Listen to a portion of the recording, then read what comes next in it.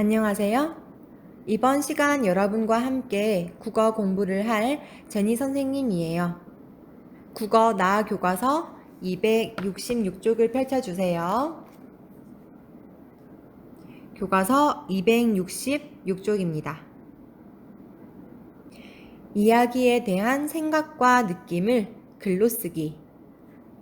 교과서로 하는 수업에 앞서 별주부전 동화는 잘 보았나요?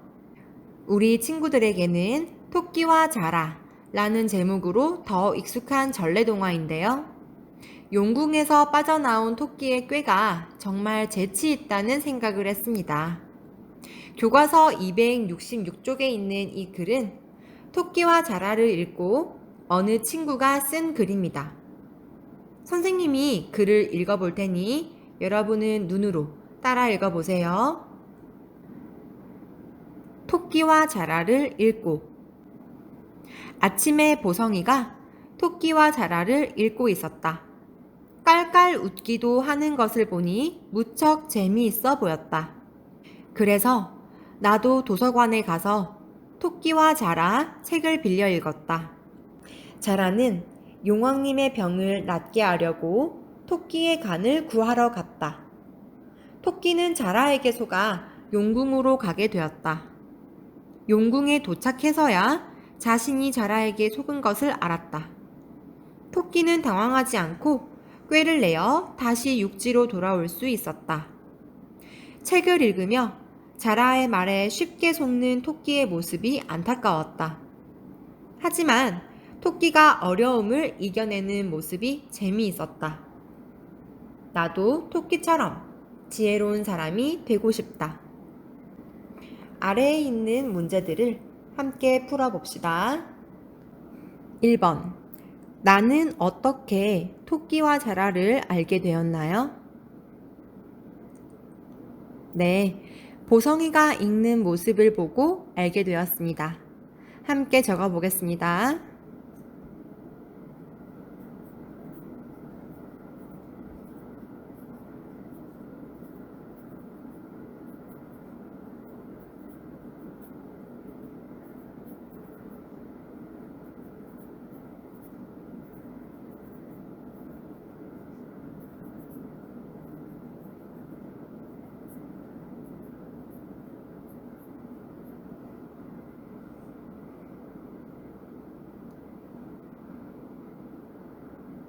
보성이가 읽는 모습을 보고 알게 되었습니다.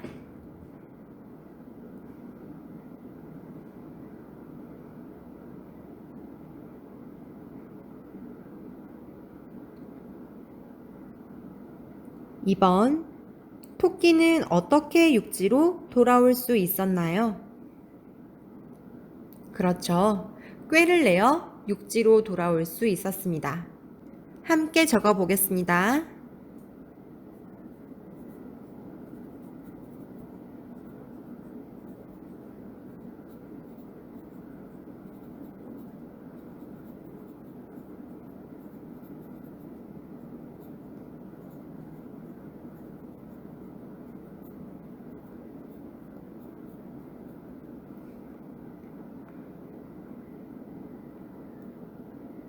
꾀를 내어 육지로 돌아올 수 있었습니다.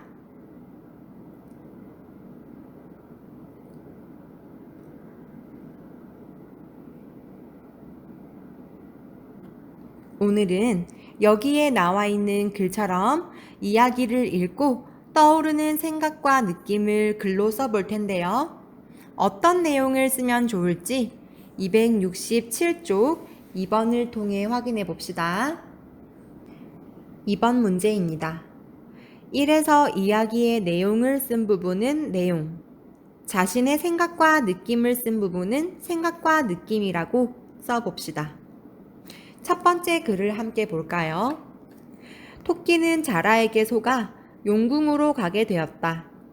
용궁에 도착해서야 자신이 자라에게 속은 것을 알았다.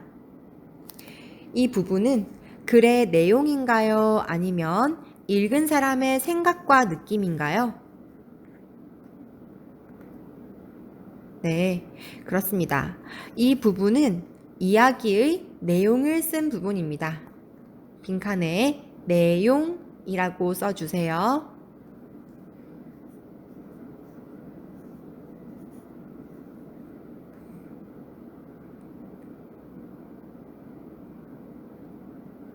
두 번째, 자라의 말에 쉽게 속는 토끼의 모습이 안타까웠다. 이 안타까웠다는 마음은 글을 읽은 사람이 느낀 마음이에요. 그래서 생각과 느낌을 표현한 부분입니다. 세 번째입니다. 나도 토끼처럼 지혜로운 사람이 되고 싶다. 이 부분도 이 이야기를 읽은 사람의 생각과 느낌으로 볼 수 있어요. 이 옆에 생각과 느낌이라고 쓰세요.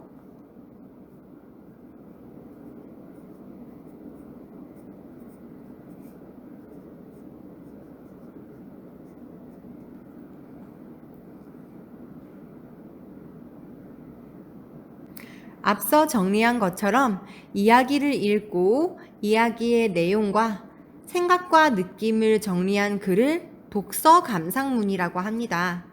이 독서 감상문을 쓰면 이야기를 오래 기억할 수도 있고요. 나의 생각과 느낌을 일목요연하게 정리할 수도 있으며 이야기에 대한 여러 가지 생각을 다른 사람들과 나눌 수도 있답니다. 이제 여러분이 독서 감상문을 쓸 차례입니다. 독서 감상문을 쓰는 것은 어렵지 않습니다. 선생님의 안내를 따라 함께 차근차근 써보도록 하겠습니다. 먼저 그동안 여러분이 읽었던 이야기 중에서 가장 기억에 남는 이야기를 한 편 떠올려야 합니다. 국어 교과서에 나왔던 이야기도 되고요. 평소 내가 좋아하던 이야기 중 하나를 골라도 됩니다. 잠시 영상을 멈추고 이야기 한 가지를 정한 뒤 다시 영상을 재생하세요.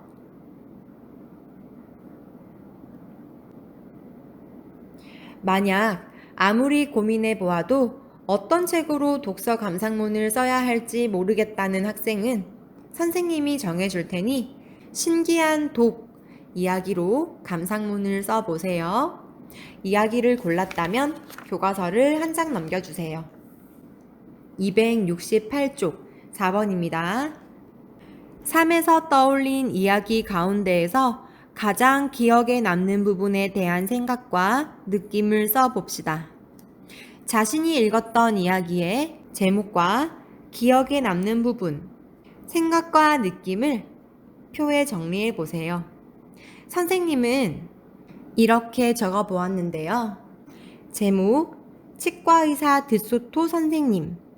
기억에 남는 부분, 드소토 선생님이 여우의 입 안으로 들어가서 치료를 하는데 여우가 입을 콱 다물었다 벌리며 장난이에요 라고 말하는 장면. 생각과 느낌은 여우가 드소토 선생님을 잡아먹는 줄 알고 깜짝 놀랐어요.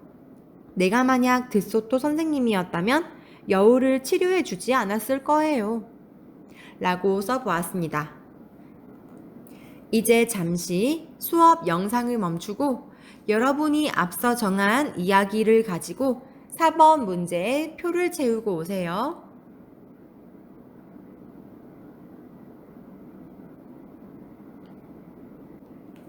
이제 5번 문제입니다. 사에서 쓴 내용을 그림으로 그리고 친구들에게 발표해 봅시다.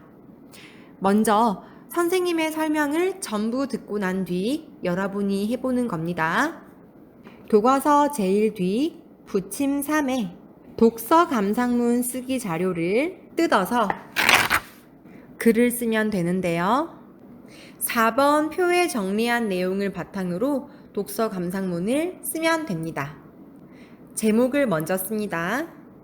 먼저 독서 감상문에 제목을 씁니다. 선생님은 치과의사 드소토 선생님을 읽고 라고 썼습니다. 다음 그림 부분은요. 기억에 남는 이 부분을 그림으로 한 장면 그리면 됩니다. 선생님이 이 이야기를 읽고 가장 기억에 남았던 부분은 여우가 드소토 선생님을 입 안에 넣은 채 입을 콱 하고 다무는 장면이었습니다. 그림을 이렇게 그려보았는데요. 그림을 다 그린 다음에 색칠까지 해주면 더욱 좋겠죠. 이제 줄거리를 간략하게 쓰고 내 생각과 느낌을 쓰면 되는데요. 이 글을 읽게 된 이유, 다음 간단한 줄거리, 마지막으로 내 생각과 느낌을 담아서 글을 쓰면 좋겠습니다. 선생님은 이렇게 써보았는데요. 선생님이 쓴 독서 감상문을 읽어보겠습니다. 국어 시간에 교과서에 실린 치과의사 드소토 선생님 이야기를 읽게 되었습니다. 이가 아픈 여우를 드소토 선생님 부부가 치료해준 이야기였습니다.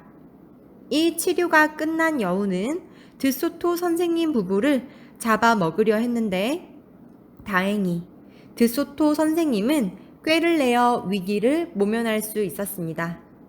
이야기 속 여우를 보며 은혜를 갚지 않고 되려 잡아먹으려는 모습에 정말 실망했습니다. 그리고 내가 만약 드소토 선생님이었다면 여우를 치료해주지 않았을 거라는 생각을 했습니다. 이 감상문에서 이 책을 읽게 된 이유, 책의 주요 내용, 그리고 마지막에는 생각과 느낌이 드러나 있는 것 보이나요? 이제는 정말 여러분의 차례입니다. 4번 문제의 표에 정리한 내용을 바탕으로 독서 감상문을 써봅시다. 감상문을 쓸 때에는 이야기의 내용이 잘 드러나게 쓰세요. 또 자신의 생각과 느낌도 마지막 부분에 들어가야겠죠? 이번 수업 시간 제니 선생님의 설명은 여기까지입니다. 수업 영상이 끝나면 교과서 제일 뒤 붙임 3번 자료를 활용하여 독서 감상문 쓰기를 완료하세요. 다음 시간에 봅시다.